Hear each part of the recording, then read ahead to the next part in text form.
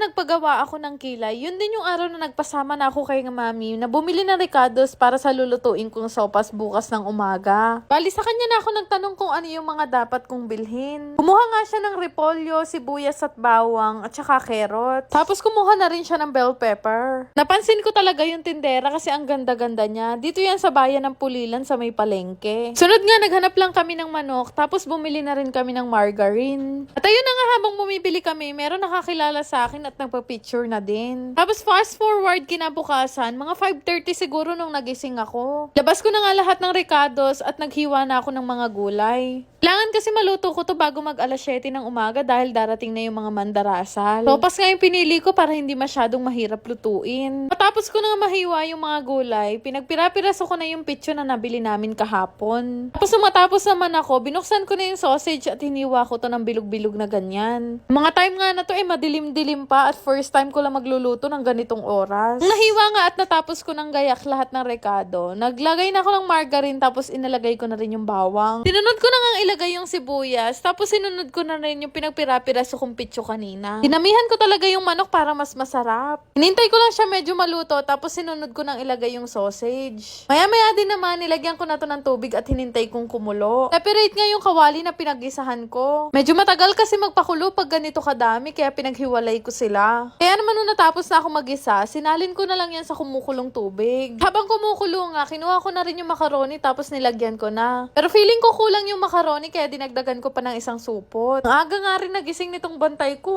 After nun, sinunod ko namang ilagay itong gatas. Kung nagluluto nga ako ng sopas, gusto ko talaga yung magatas kasi mas masarap sa sopas yung makreamy. Sunod naman nun, binudburan ko na rin to ng pamintang durog. Para sa akin, mas masarap din pag maraming paminta. Tapos nilagay ko na rin yung bell pepper na hiniwa ko kanina. Habang naghihintay nga akong maluto yung sopas, nakita ko tong bantay ko nagmumuni-muni na siya. Kaya naman pala nagmumuni-muni, nagbabalak tumakas.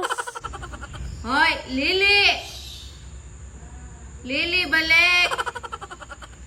Saan ka pupunta? Yun na nga, inintay ko lang na medyo lumambot yung macaroni. Tapos sinunod ko na rin ilagay itong repolyo. Hinalo-halo ko nga lang, o diba mukha na siyang sopas. Siyempre tinikman ko kung ayos na ba yung lasa. Medyo matabang pa nga kaya dinagdagan ko na lang ng betchin. Nabot na nga ako ng liwanag sa pagluluto ko. Pero luto naman na kaya siyempre ako yung unang titikim. Sakto nga may natirang pandesal dito sa lamesa kaya kumuha na ako ng 3. Dinala ko to sa labas kasi trip ko lang kumain talaga ngayon sa labas. Wala lang, para aesthetic lang tingnan.